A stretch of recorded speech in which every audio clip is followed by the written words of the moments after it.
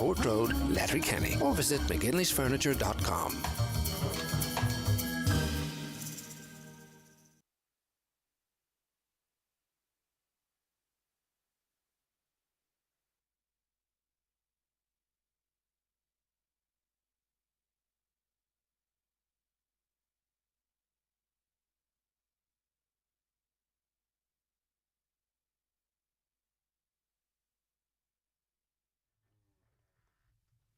Okay, you're very welcome back to our series of election debates. And of course, we are focusing on our EU debates now. It's the Midlands Northwest constituency. As you would know at this stage, perhaps, I would hope, the constituency comprises the counties of Donegal, Cavan, Galway, Kildare, Leitrim, Longford, Louth, Mayo, Meath, Monaghan, Roscommon, Sligo and Westmeath, and the city of Galway. There are 5 seats with 27 candidates contesting. Now, we, as much as possible, did a random draw because we have to break it up and we want to give everyone an opportunity, not necessarily to take someone else down, they can if they wish, but to get their message out there to the people of the Northwest. So we invited Barry Cowan of Fianna Fáil. We were informed by he and his party that he's not canvassing in this area and therefore would not be available. Ming Flanagan will be joining us shortly. He's an independent, of course. Michelle Gildernew of Sinn Féin also informed us, and the party informed us, that they are not canvassing in this area. Peter Casey is an independent, Daniel Pocock's an independent, and James Reynolds represents the National Party. Okay, so hopefully we are all here, and I'll just go through the list as they are in front of me. Ming Flanagan, independent. I suppose, first and foremost, a very good afternoon to you. Thank you very much for joining us today. You're welcome. Take a minute or two, if you wish, to I suppose, tell the people of the Northwest and wherever they might be listening across the constituency why they should vote for you. I think the reason why they should vote for me is because I have been an effective member of the European Parliament. I worked out at a very early stage that in order to have a greater influence, I needed to be a coordinator of a committee and not just an ordinary member. And because of that, on the Agriculture and the Rural Development Committee and also the Budget Control Committee, I don't just participate in the meetings, I also help set the agenda. Out of all of the MEPs in the European Parliament, I am the only person who is a coordinator on 2 different committees. And as a result of being in that influential position on the Agri Committee and then subsequently ending up being the leader for our group on the Common Agricultural Policy Reform, I ended up being the only Irish person in the room for the negotiation of the Common Agricultural Policy Fund. 62% of the money that comes to Ireland comes from this fund, and I think it's important that you have people who influence that. In the next Parliament, it's very likely that I will get that position again. It's highly unlikely that someone, in fact, I could say definitely no one from Fine Gael will be in that position because they already have their chosen people there. Herbert Dorfman for the EPP. Likewise for Fianna Fáil's group, we know that it's going to be one of the established MEPs in there. So from the point of view of negotiating 62% of the money that comes to Ireland, I think it's important that we have someone in the room. Also, when it comes to making sure that if there is EU law that benefits Irish people, that it's properly implemented, I have used the Petitions Committee to help people with defective concrete in Donegal. And as a result of it, we have produced a report now that makes it quite clear. And it isn't just coming from me or coming from the people in defective concrete houses. It's clear now from a European Parliament report that the Irish government are not doing the right thing, and they've really got to get their act together, and they've got to make sure that this never ever happens again. Okay, so and I'm sure we'll tease that. Find an influence over there. Yeah, and I'm sure you'll be able to expand on some of those points over the course of the next 55 minutes or so. As I say, unfortunately, Barry Cowan of Fianna Fáil chose not to engage in this, and obviously we don't have enough Fine Gael representatives to go across it, and that's their decision. Peter Casey, independent. Good morning to you. Thanks for rejoining us. In a minute or two, tell us why. It's the most basic of all questions, but it's an important one. Why should people vote for you? What does a vote for Peter Casey really represent? I believe, Greg, the most important function of an MEP is to help bring jobs to the constituency. And I have actually brought 3 companies over to Ireland. I brought the chairman of the largest company in India. Tata over to Ireland, met with the Taoiseach, met with the leaders of all of the universities, and now TCS, who owns Pru America, is now the largest employer in Donegal, with 1,500 people. So bringing employment to Donegal is what I believe is the most important responsibility of an MEP. And also helping companies in Midlands Northwest understand that they can use Midlands Northwest as a stepping stone into Europe. And I would help them with my connections in Europe to do that. I'm negotiating with one of the largest law firms in America to come to Ireland and use Ireland as its head office. And I'll be persuading them to set it up in hopefully Donegal. So this is what I bring to the table: employment and helping companies that are in Donegal overcome any problems that they have with the bureaucratic challenges that they face in Europe. Okay. The other thing. Oh, sorry. Beg your pardon, Peter. Carry on. Just one thing, yeah. I've obviously, having migrated 3 times myself to 3 different countries, every time I've gone there legally. I didn't expect any benefits when I got there. And I started working the day after I got off the plane. So, I really understand the importance of the problem we have now in Donegal. The High Court decision in Northern Ireland means that anyone trying to avoid deportation to Rwanda, all they have to do is go to Northern Ireland and go straight into Midlands Northwest. Just in relation to that, sorry, Peter. Yeah. What it means is they can't be deported from Rwanda into Northern Ireland. They can already. No, they can already go from the UK to Rwanda. But they can already go from Britain into Northern Ireland if they wish, and then onto the Republic. Yes, how does that High Court decision increase the flow? Sorry, just out of my own ignorance. Of course. So anybody who's in the United Kingdom illegally can be deported to Rwanda, and all they have to do is get on the train to Stranraer, get the ferry across, and they're in Northern Ireland, and they can't be deported. Yeah. Okay. But that's okay. I get you. I just don't understand how that High Court decision means that they're more likely to travel into the Republic, they're more likely to stay in the north, surely. Well, no. They're more likely to go into Northern Ireland, and once they get to Derry, they'll go, oh, well, I'd rather be on a beach in Buncrana or a beach in Shrewd. Yeah, but they can do that now already as is. But yes, they're avoiding the possibility of being deported to Rwanda. By just going to Northern Ireland, they can do that. Okay, correct. I get you. Right, and just wanted to. I heard you mention that a couple of times, and I just couldn't join the dots here. Daniel Pocock, I suppose. Some might be to Highland Radio more familiar with the voice of Ming Flanagan and Peter Casey. I suppose it's up to you what you wish to do with your time. Maybe tell the listeners a little bit about yourself and what you would hope to achieve for them if elected. You're muted, Daniel. Sorry, if you could just unmute for us. Thank you so much.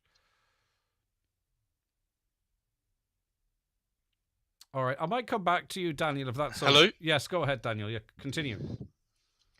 Okay, so I grew up in the countryside, and I've lived and worked both in the city and in the countryside in different countries. So I have some great international experience. I have a way of listening to both points of view from both the city and the country.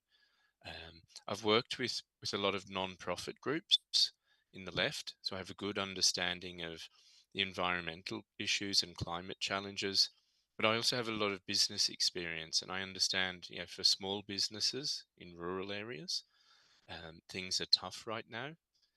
I was in France earlier this year when the protests erupted, so I fully understand the bureaucracy and red tape that small businesses are facing, because I've spent most of my life with my own small business, and in every country it's a little bit different, but there's always a certain amount of bureaucracy and red tape that you have to deal with. But things are constantly changing, and people are concerned about excesses of bureaucracy now.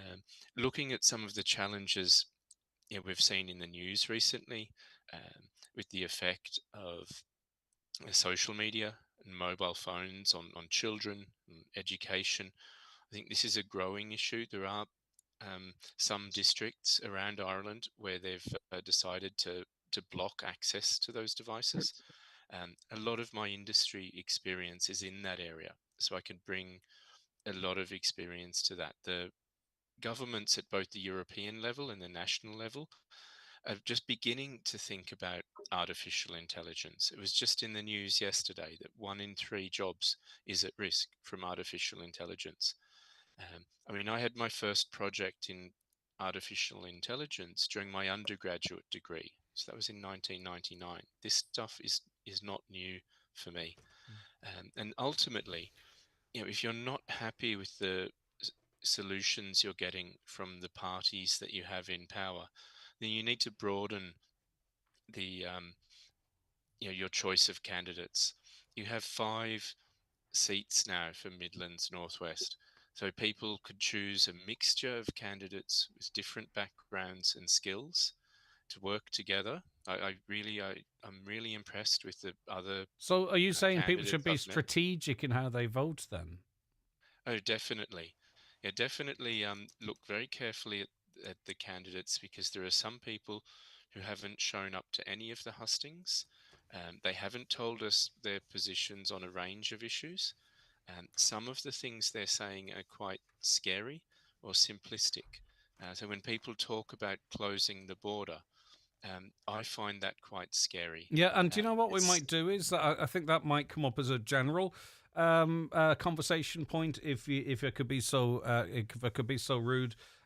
So stay with us on that. James Reynolds was last on my list, so I just went with that rather than picking and choosing. James Reynolds of the National Party. We had someone else yesterday who was also the leader of the National Party. Is this a collaboration between the two of you? Good afternoon, Greg, and other candidates and your listeners. Definitely not. I represent the National Party. I am a serious candidate who has undertaken this campaign with vigour throughout the 15 counties. The last number of weeks, people will recognise that I'm a full-time suckler and sheep farmer from County Longford, and I attended both IFA posting debates in Claremorris and in Mullingar recently. So I've been engaged with this campaign. I've been engaged with voters. I'm listening to voters, but I'm also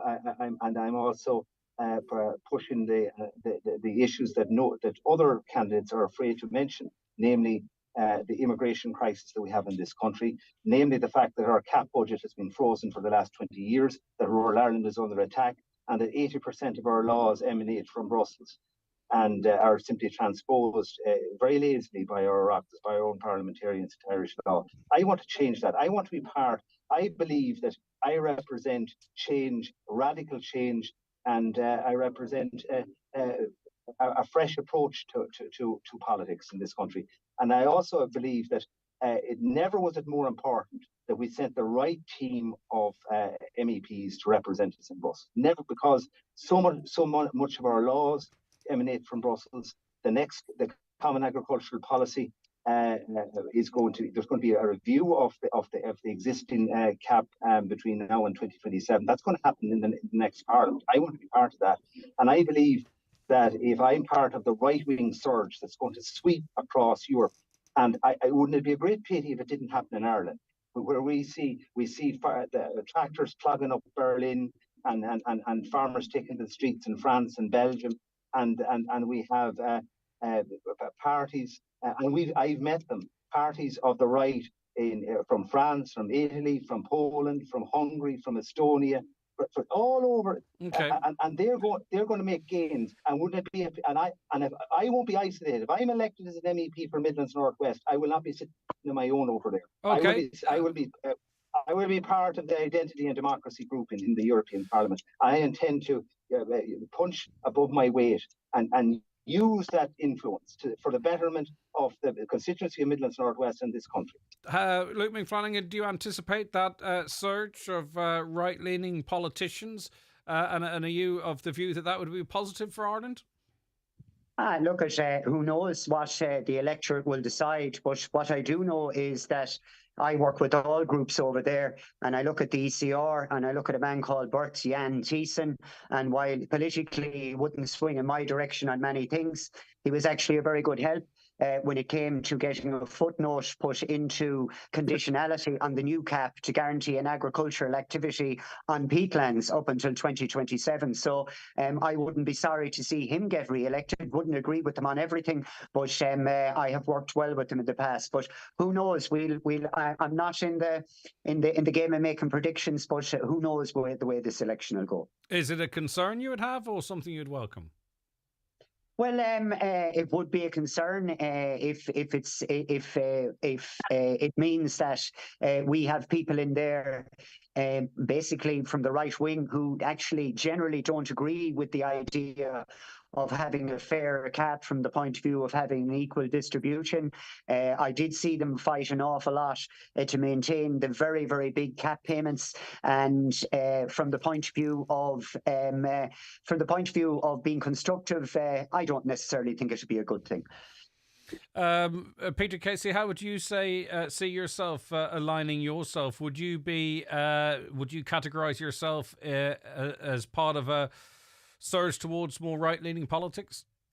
I'm certainly very much against the Green Party because I'm so passionately opposed to carbon tax. So, and yes, I would be right of centre. Of course, I'm a businessman. I'm all about bringing jobs and employment.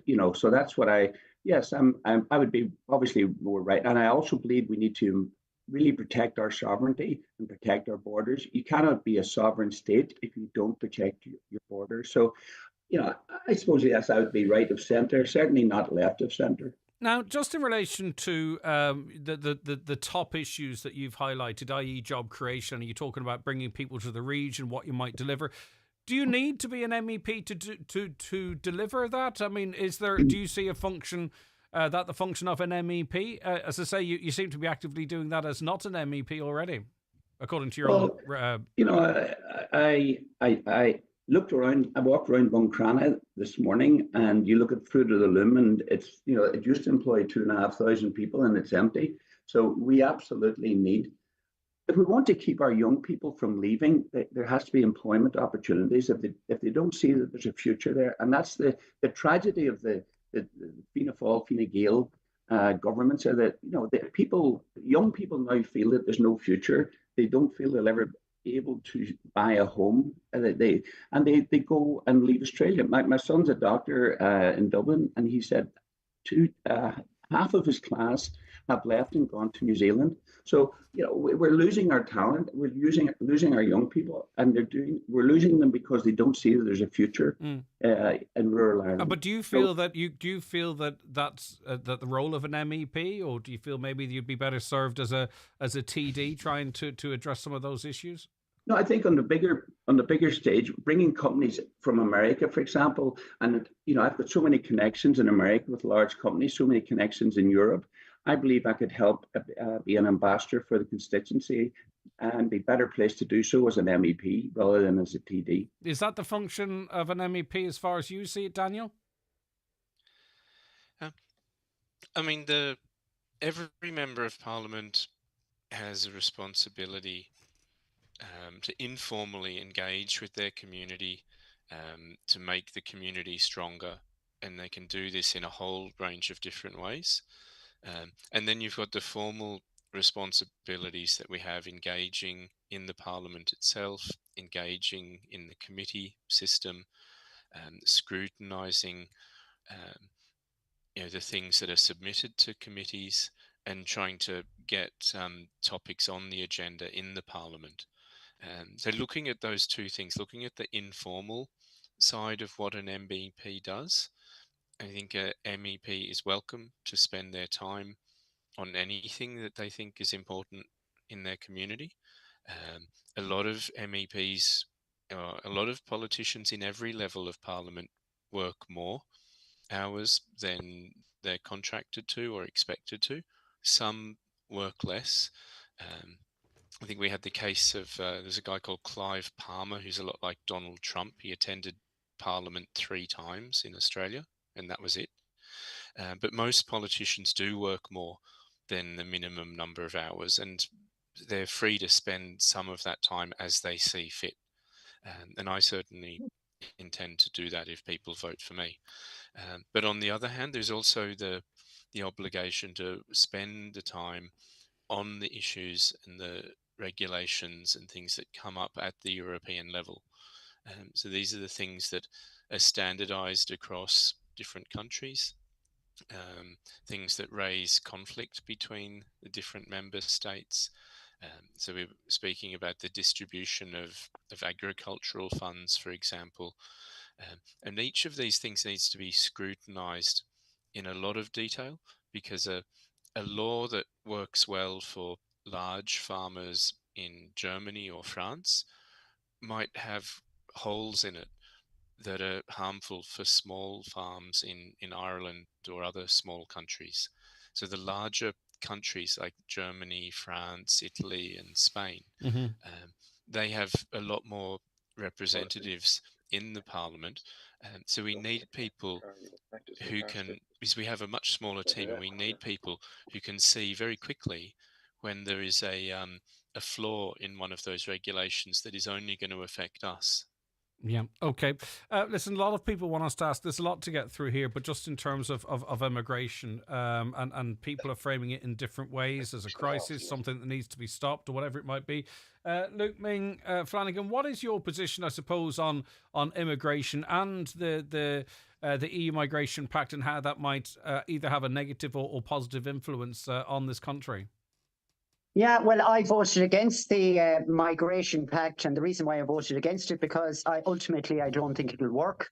I think the idea that you're going to give 20,000 per person to pay some despotic leader in Tunisia or some other country on the periphery of the EU to keep these people in basically in camps or in institutions for years is just going to create more instability on the border, and we could have a situation, and there has been threats before by Turkey that once they do a deal, unless the European Union stump up more money, then they will actually cause a major problem. But for me, I think we need to look at realistic solutions, and we need a fair migration system in Ireland. We actually need one that functions and one that's properly funded. But from the point of view of, and I think this is important to say, from the point of view of the next 5 years as a member of the European Parliament, we've actually already dealt with this.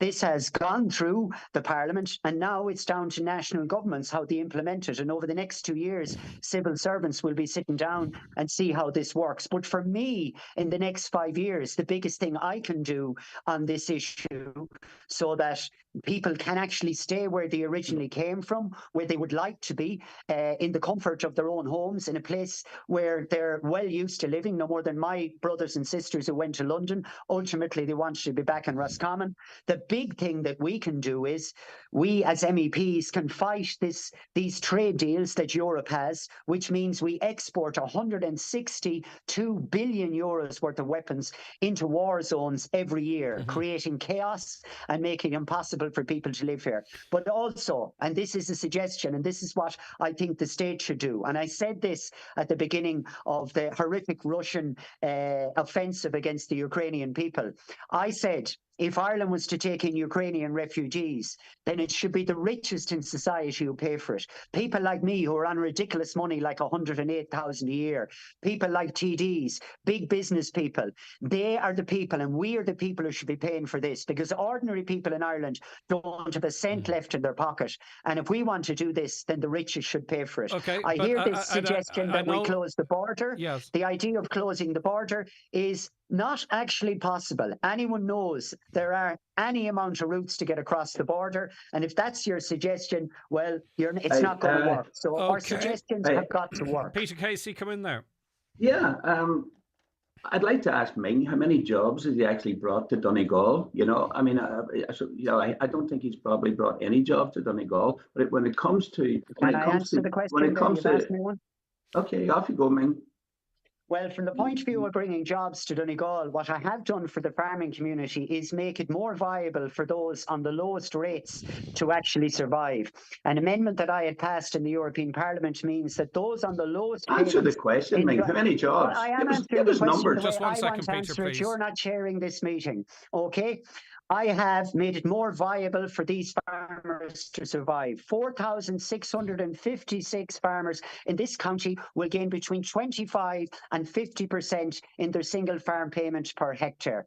And that is something that I have done. Okay. Another thing that makes it more viable for jobs is now people working on peaty soils, on boggy soils, are guaranteed an agricultural activity up until 2027, till the end of this cap. And that's up for review again. That makes, well, let me finish. Yes, and please. all that extra money ends up in the businesses around Donegal, stop in shouting. the pockets of businesses, and that helps create jobs. Right. And another thing I've done is I have made it a lot easier for You've people talked a in lot. Donegal to fight this defective concrete crisis. Okay, we'll get but if to you want that. to create We'll jobs, get you to continue that. doing what you're Indeed, doing, and Peter. listen, you can agree to disagree.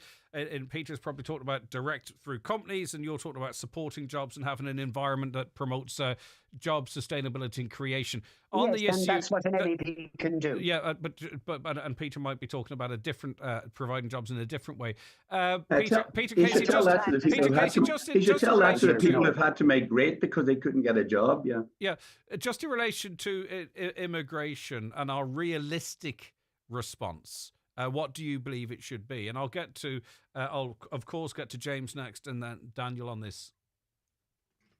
Are you asking me? No, sorry, still, Peter. Sorry, I beg your pardon, Peter. I should. Sorry. Because I asked you that, and then you went on to jobs. So I just want to ask. Sorry. With migration, there's two issues with migration. One is the people that are illegally in the country in the first place, who shouldn't be there, who are queue jumpers and taking healthcare and services and homes from Irish people. So they should be deported because they shouldn't be here in the first place.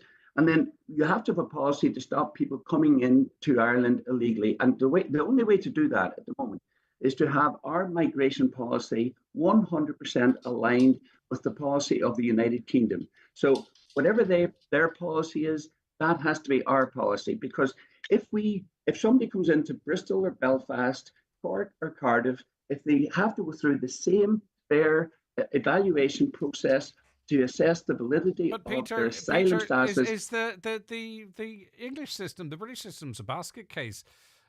Even the Rwanda plan's not stopping anyone coming across in their small boats. They've been talking about the Rwanda policy is. When I first heard it, I thought that's barbaric. That's and then I thought about it, and I remembered what Australia did because I lived in Australia, of course. I was there last month. But what they did in New Zealand, Australia was they had a relationship, an agreement with Papua New Guinea because they were being flooded by boats from Indonesia. Luke's been asked the question, and listeners might ask the same. How do you affect those? See, there's no point winning votes on an issue, right, that you can't really maybe have a material impact on at a European level. So have you seen a pathway how you could address the concerns that you're expressing as an MEP over in Brussels?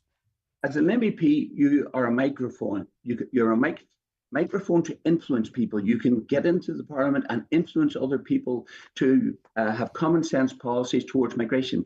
If the EU were serious, and here's what I would do. If the EU were serious, Greg, about coming up to a solution with migration, they'd set up assessment centres in the hotspots around the world, and they'd have assessment centres there. They'd evaluate the people at those centres in the hotspots around the world and make a decision whether their asylum status was legitimate. And then they would allocate those people on a lottery basis to the different countries in the EU. Okay. And that would be the policy that I'd be trying to implement when I become an MEP. Right, okay. Now, listen, it's probably another whole debate whether or not this is the role of an MEP or even the subject matter for a debate on it, but it's on the election posters and it's in the leaflets. James Reynolds of the National Party, what's your immigration policy? And how you might use Europe to affect it? Yeah, well, I can tell you this. I'll be more than a microphone if I'm elected as an MEP, because I will be part of a huge bloc in the next European Parliament, right-wing bloc. I hope that Identity and Democracy are going to spearhead that bloc, that grouping, and they're going to be the lead party in that grouping. And we're talking about maybe 250, a third of the MEPs. And what I want to be, what I want to do, and what I want to work for, and my mandate is going to be to rescind this EU migration pact. This disgrace, this idea that the EU can control our immigration laws.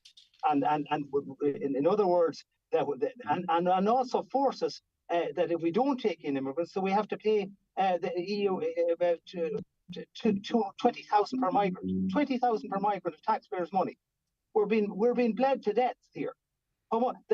So what do you do? What do you the propose? asylum industry cost 2.1 billion euros right, last James. year, taxpayers' money. I'm not arguing with you. immigrants. I'm just asking. Yeah. What do you what do you see as an acceptable level of immigration, and how do you control that? We haven't got an acceptable level because it's out of control. This idea of just stopping the flow or an acceptable level, it's gone way beyond that. 20% of our population is now non-Irish. There's many towns. I live beside my county town, Longford Town, is now majority non-Irish. Edwardstown, nearest town to me, majority non-Irish. Ballymahan, majority non-Irish. Ballyhaunis, Balladureen. Yeah, even in Ming's own town, there's issues in relation to Castlereagh. There was a protest last Sunday about where local people were objecting to a direct provision centre being erected in their midst. And at their cost, because as Irish taxpayers would have to pay for it. Okay.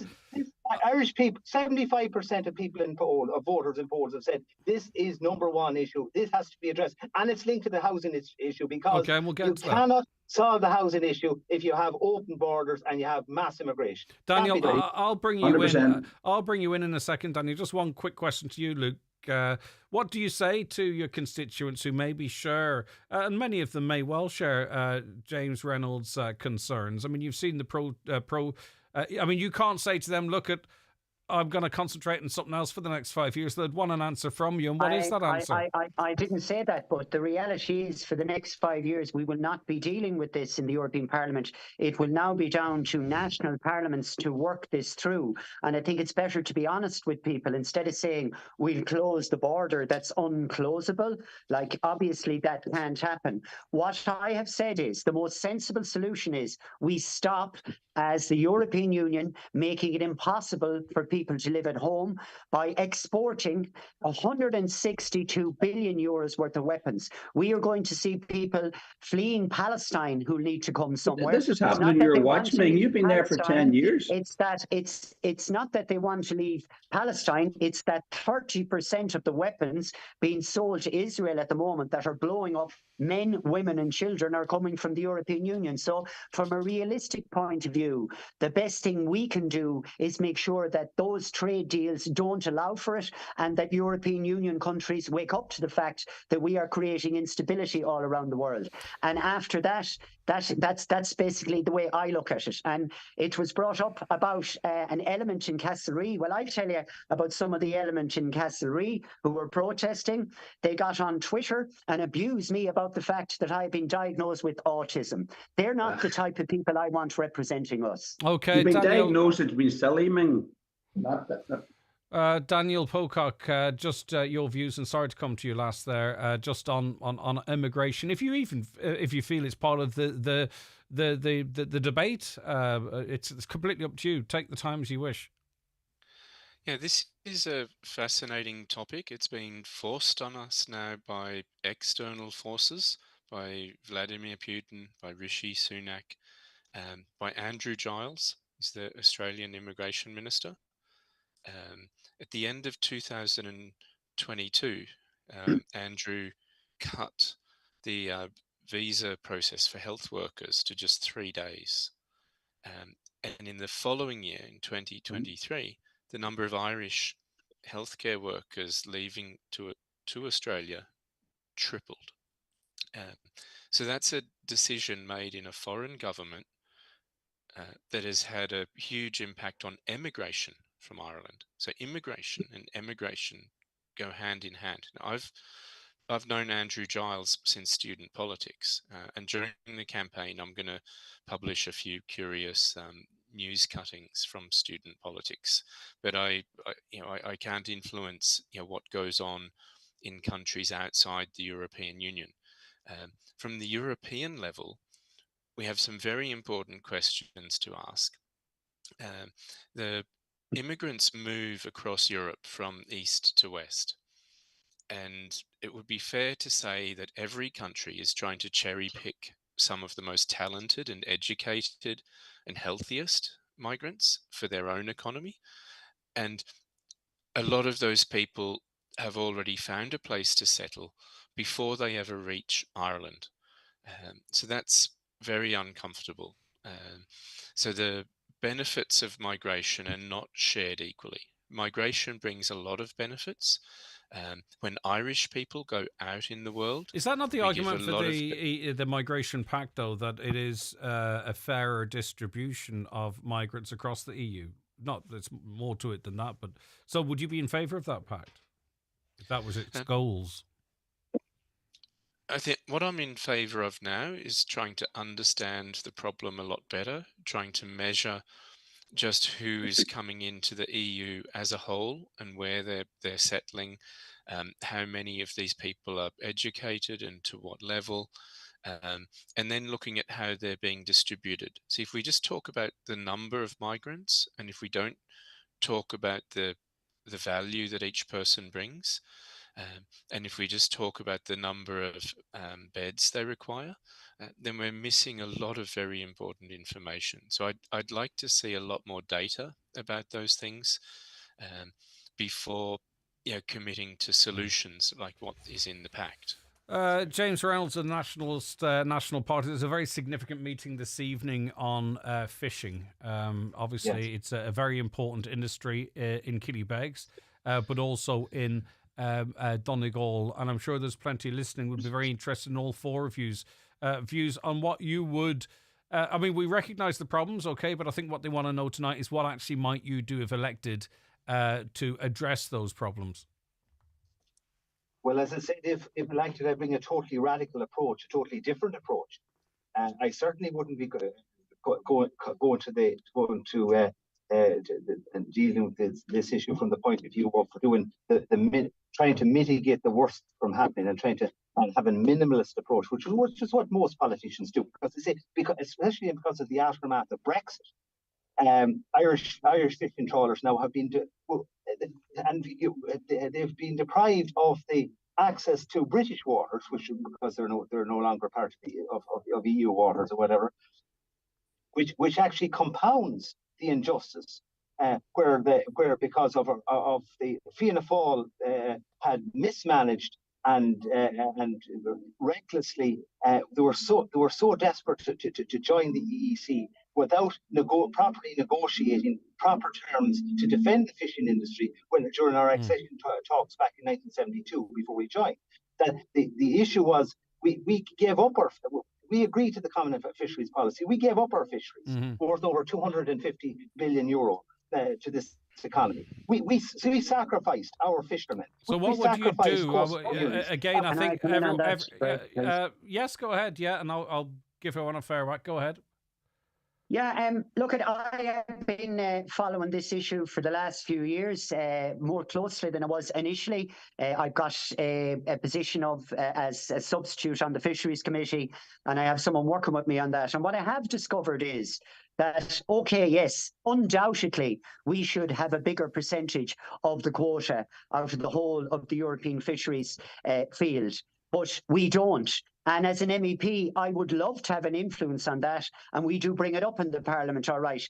But ultimately, this is decided by the Council of Ministers. And the Council of Ministers decide this. But what can be decided nationally, and what we could do better, is the fact that 87% of the Irish fishing fleet is made up of small-scale fishers in boats under 12 metres. And out of those 87% of fishers, and this decision is made in Ireland, they only get access to 1% of the mackerel quota that Ireland gets. They get access to less than 5% of the herring allocation. And because of that, that means 87% of fishers in this country cannot survive. But that can be changed by the Irish government. Yeah, I mean, and there's a thing called the Quota Management Advisory Committee. Yep. And on the Quota Management Advisory Committee sit, up until 3 years ago, set 4 massive producer organisations that represented big fishers. Now the 2 small-scale fisheries groups are on it. But what the Irish government aren't doing is they're telling them that they cannot front load their payments to them to help them get off the ground Okay, and to function we properly. just had okay, I get you. We just had a local election debate before this, and councillors were saying, well, you know, a lot of this is not our responsibility. This is a Dublin problem, and now we've gone through immigration and we've gone through fishing. But I'm explaining what is our responsibility. I understand that, but those two issues here now, well, that's not an MEP's issues. That's a Council of Ministries issue, and then that was an MEP. No, but it is an MEP. But my point, yeah, but my point it is an MEP's issue. Right, well, James, argue why you believe it is an MEP's issue, because I'm running out of things that might be an issue. Sorry, I did not say it wasn't an MEP issue. I said the issue of Ireland getting more quota will be decided by the Council of Ministers. But what is the role of an MEP in that?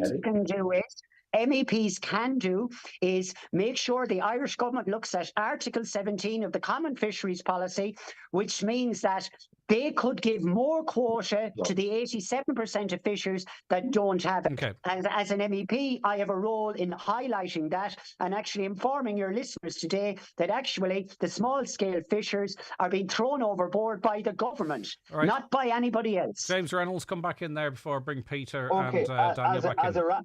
As a radical MEP, if I'm elected from this constituency, part of the radical right surge that's going to sweep the European Parliament elections across Europe, I would guarantee, and I make this pledge to the people of the coastal communities around throughout this country, and to the fishing communities, and to towns in Donegal, especially, that depend on them, that I will do my utmost to look for not simply increasing quotas or tinkering around at the edges. I will look for a review of the common fisheries policy to go back to the drawing board in relation. Ming says this is done and dusted. It can't be done. And what's the bargaining chip? That's a minimalist approach. That's a dismissive, minimalist approach. Right, that's James, the reason why you need to send your best to Europe. Right, you don't send someone who's half-hearted. Are you confident that the people you align yourself in from many other countries that have quite favourable quotas in Irish waters, that they'll say to you, all right, James, no problem, that's fair enough. You're going to be aligned with people that have their own countries at heart. They believe in the principle of national identity. They believe in... These are people that they're primarily nationalists, and they know in relation to Ireland. I'm not seeking for an increase in the fishing quotas so that Irish trawlers can be fishing in French waters or in the North Sea or in the Spanish water where the Spanish and Portuguese fishermen fish. I'm talking about our territorial waters go as far as halfway across to America. I'm talking about really, we have and that's our territorial waters. You talk about reunification of the country and the 32, getting back the 6 counties and the 32 counties. What about our territorial waters? What about our fishermen deprived of being the right to fish in their own territorial waters?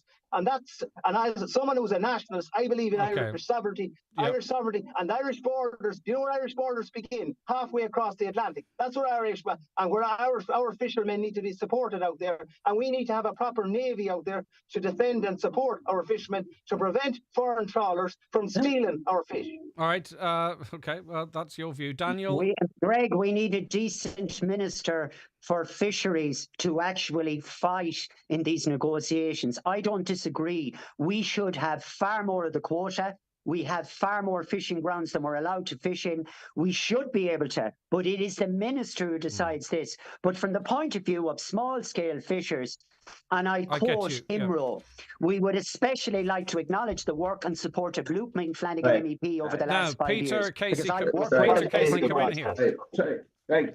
There's no doubt that fishermen, Ireland's got a really bad deal out of the EU. We had 17% of all of the fishing waters around the EU when we went into it. We're now under 2%. Ireland and the fishing industry has got a really bad deal out of the EU. So, and I live in Greencastle, and I can see, I can see how it's just, the industry has been devastated, absolutely devastated. And we have Ireland. There's a misconception that Ireland has gained a lot financially out of the EU. We've been absolutely raped by the EU when it comes to fishing. We give up all hundreds of billions of fishing rights, and we're for the last 6 years we've been a net contributor to the EU. So, So what would you propose to do as an MEP? As an MEP, as mentioned earlier, you are a microphone. You can get things, attention to things. But what I would do as an MEP, I would set up a website where I would inform all of the fishermen in the Midlands Northwest. Here is what's going on in Europe. What way do you want me to vote? Give me your poll. Give me your advice on what you want me. How do you want me to vote in this matter? I'm not going to tie myself into any particular grouping in the European Union. Obviously, I am obviously right of centre, but I will go wherever the fishermen in Midlands Northwest vote for me to vote on. Whatever they say, this is what we want you to vote on, Peter. That's the vote that I will take. Okay, Daniel Pocock. Yes. So just responding to Nicholas's comment there, that it's not Nicholas, it's Peter Casey. He just happens to be on someone else's computer. It's Peter Casey. Go ahead. Oh, yeah. So Peter, sorry. But just responding to your comment there, that you're going to let constituents tell you on a vote by vote basis how to direct your vote. And politics doesn't work like that in practice. Even from student union politics, it's a game of horse trading that you have to sacrifice some things to get other things. I won't sacrifice anything for the fishermen of Donegal. Whatever they tell me, that's the way they want me to vote. That's the way I will vote. The problem is you only have one vote out of 700, and Ireland only has 14 votes out of 700. That's nonsense. And you do not. James, I'll bring you back in if you let. He doesn't understand. Yes, but James, shouting over him won't help. Let me continue. I'll let you come back on that, but Daniel, continue your point. Yeah. So in reality, Ireland as a whole has 14 votes in 700. So if something going before the Parliament is well over 14 votes, then your one vote won't change some things. There is some ability to negotiate with other groups, to support them for some things, and to ask for them to support Ireland on other things that we prioritise. And we may be able to ask for a little bit more in fishing by giving up a little bit of something else. That's how it works in practice. You cannot just go to the market and come back with the best of everything and leave but the problem is what the problem is the people of Ireland feel that we gave away so much to get Brexit over the line. That doesn't seem to be working in our favour. They take they take 3/4 of the cake, and then we have to play nice to try and get an eighth of that cake back.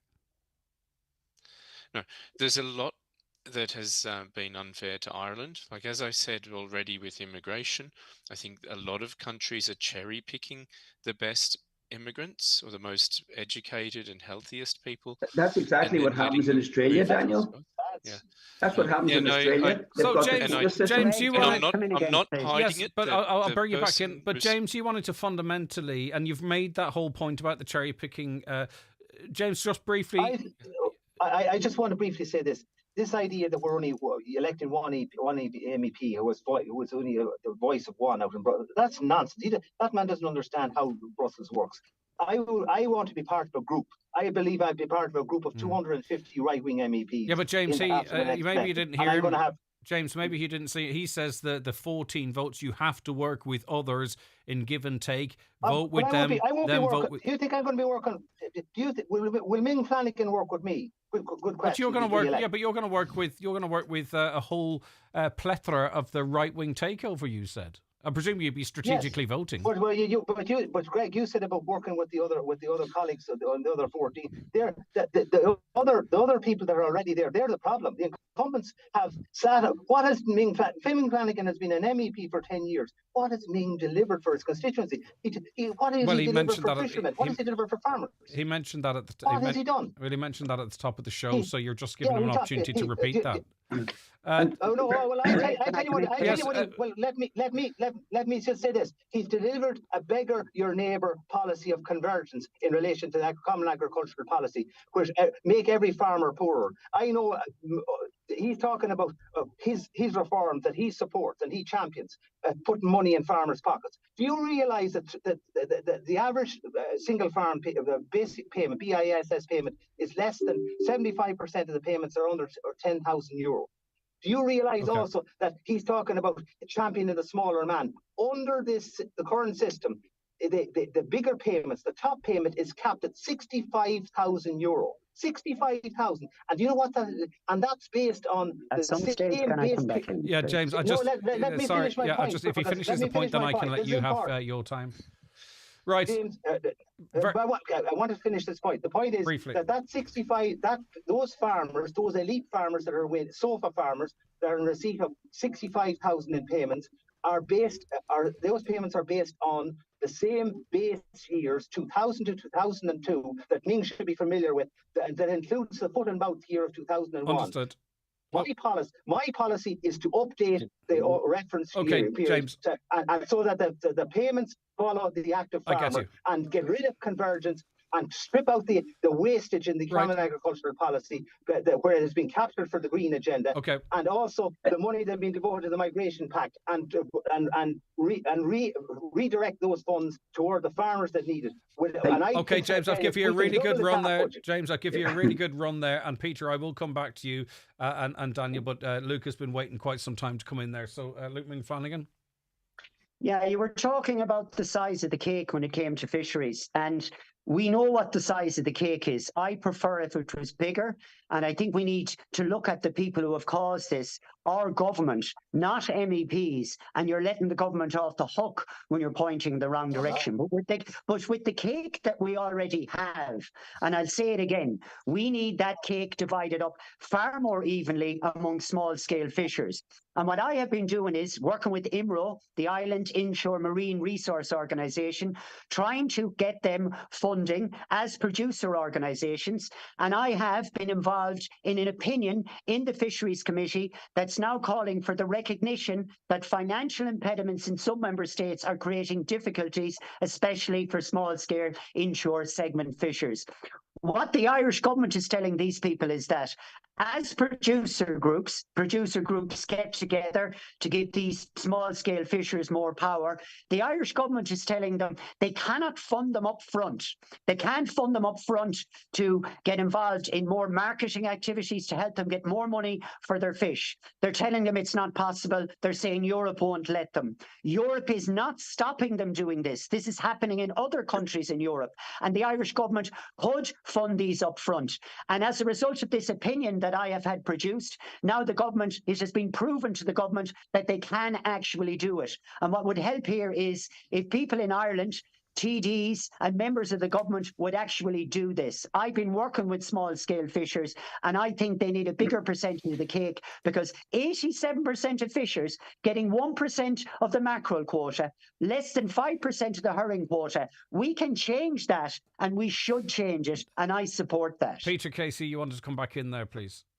Yeah, I'm actually in favour of cherry picking who we bring into the country. You know, I think for example, I only want people who want to put their shoulder to the wheel. In Australia, where I lived for a long time, and I was over there recently, and there's a lot of young people I met over there, and they said they won't come back because there's nothing to come back to. But I'm in favour of cherry picking. I would have a quota system.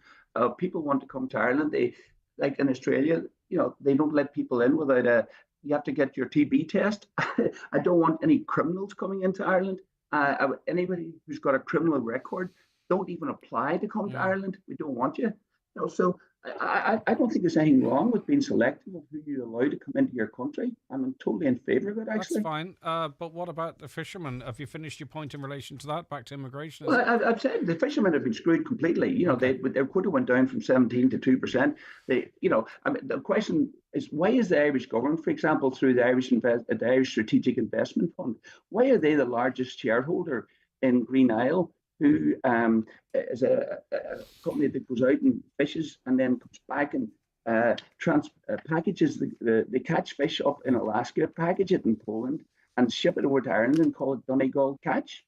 You know, why is the government? I think just in relation to that, I think in that company they've They're committed to change where the fish is sourced and what have you. Daniel, a quick word to you, please, if you don't mind. Yes, so on the question of cherry picking, the point I was trying to make is that the bigger countries are getting their pick before we do. We are always the last. Do we have no obligation, right? So we want to be able to go where we want to go, and sort of live, and then we sort of want to sort of say, right, but you can come here if you tick a certain amount of boxes. Do we not have any sort of moral responsibility to share a load of people that have to flee other countries for some reason or other? We seem to want to go back to the cake. We want to eat our cake and well, that's not true, Greg. We've opened our hearts and our homes to over 100,000 Ukrainians, which we absolutely had to do because there was absolutely no way we'd let. But that was just putting that to Daniel about the. Yeah, it's very challenging. We have, in terms of asylum, there's an international system that every country has agreed to the same set of rules, that if somebody presents themselves on our territory, as your country we have to assess them as an asylum seeker. And yes, I did grow up in Australia, and Australia has been making it very difficult for those people to reach the border. The Papua New Guinea solution you referred to before was actually ruled, it was ruled illegal, and we cannot be asking Europe to copy a model that's already been ruled illegal in the place where it was attempted. Okay. Listen, I appreciate all of you taking part. I just want a quick run through, really, just a final word. To recap or to reappeal to people. I do understand, and I'm very conscious of some of these issues aren't really MEP's issues or not, but this is a very different type of election. It certainly feels like. Yeah, but I'm on about some people have different views in relation to that. Committee and what they did for people affected by defective concrete is something that the European Parliament did something about. It's a pity we didn't get to talk about it more. Well, you mentioned it right at the beginning, and Greg, we talked about it the biggest issue, Greg, is important to point out. Well, I'll tell you. Listen, I'll tell you. They had a friend sorry, in the Luke. European Luke, just one moment. Luke, one moment. I actually really, sorry, James. I actually really would be very interested in all of your opinions as it relates to defective concrete. My apologies, because it is a huge one, and it just slipped off. We've 5 more minutes, and we'll focus on that. Luke, Ming, just in relation to defective concrete, what you're doing, what you believe the country should do. A couple of minutes each. Luke, you go first. Hello. Yeah, I missed the end of your question there. From the point of view of where did the people with defective concrete have friends? Was it in the Irish government or was it in the European Parliament? Well, it turned out to be more within the European Parliament. And I have to admit, I would have been surprised by that 5 years ago, but it is the case. And they are now calling for a public inquiry, a more flexible scheme, for them to be more proactive rather than reactive, and also to properly implement the market surveillance regulation. Unfortunately, Fine Gael tried to water the whole thing down, tried to make it sound like it was an act of God. They didn't get away with it. But what I have done in the last 5 years is I put a lot of my resources that you pay out of your taxpayers' money to help these people. I've organised an event in Brussels, an event in Donegal to establish from a scientific perspective what was going on, brought the group to Brussels to present them to the Petitions Committee. Then there was a mission to Donegal where MEPs came here, and then a report produced. And the report now makes it quite clear that it isn't just my opinion. It isn't the opinion of the people who have defective concrete in their houses. It's the opinion of the European Parliament that this government needs to get its finger out and stop destroying people's lives, which is what they are doing. There is a bit of praise in there for the scheme. James Reynolds, defective concrete, it's a West of Ireland issue. It's a West of Ireland issue, and it's a Donegal issue. I'm actually up campaigning here in Donegal today. It's actually it's an outrage that people have been subjected to this, and they have been deprived of justice for so long. You have people, you've seen it on RT news reports, people showing their own homes are crumbling. They had to move out of their own homes. This is scandalous. And who's responsible for this? Where's the compensation? Yeah. And here's the thing: the Irish government were very quick to bail out the banks that helped to break the economy during the building bubble. Together with their friends in Fianna Fáil and the developers, they bailed out. Taxpayers had to pay 64 billion, and you know the situation with Anglo-Irish Bank as well, and the promissory note issue, and and yet they're the same people that can bail out the banks they can summon the Dáil in emergency to introduce a bank bailout. They can't bail out the victims of the Mica scandal. I demand that the victims of the Mica scandal go with 100% redress. Okay. And I guarantee you that the best way that the people suffering from as a result of the Mica scandal can have their issue addressed properly is electing James Reynolds in Parliament, because Peter, I'm going to give you a good finish on this. Political earthquake. Okay, well, we are actually bailing the banks out again in the fact that the taxpayers restoring their assets back to 100% of value. So it's a second bailout for the banks, I would argue. Daniel Pocock, an independent candidate, your views on the defective concrete crisis coming to a neighbourhood near you, I would suggest, regardless of where you are in the country. Yes, exactly. So I can talk about this from a number of different perspectives. Looking at the village where I grew up in rural Australia, it was devastated in 2009 by the Kilmore East bushfire. There are 121 lives lost. I was in South America at the time, and my village, 200 people, was on CNN. I was sitting in an airport, and the last thing I expected to see was my tiny little village in Australia. And the point I want to make with this is a lot of the issues were investigated and resolved a lot faster than in Ireland. Within 5 years, they had worked out the sum of compensation from the party at fault. They had a royal commission, which is a little bit stronger than the judicial review that's been asked for here. So they had a royal commission which spoke to every witness, which found the cause of the fire. And then based on that, they were able to work out who should pay what. And they were able to get people building back again. But the people responsible probably actually had the assets. If you're talking about a company, I'm not sure who was responsible for that fire.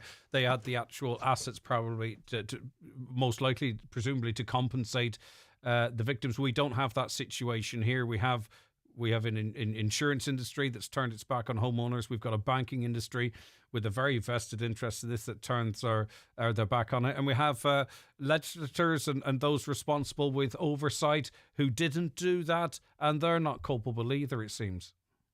Yeah, and I can address that as well, because we've committed to be part of the euro system, to use the euro as our currency. And the impact of using the euro is that our economy is much more tightly integrated across the whole of the European Union. Mm-hmm. Countries in the past, countries who make a mistake, starting a war or something like that, like Vladimir Putin can just print more money to pay for his war. And they've done this throughout history. Countries that are in the euro cannot do that. We're part of the system. And so we need to look at more closely how the system works when we have a crisis in one smaller member state that we cannot reasonably pay for ourselves. I get you. We want to be part of the euro. Mm-hmm. We want our insurance and banking industry to work effectively.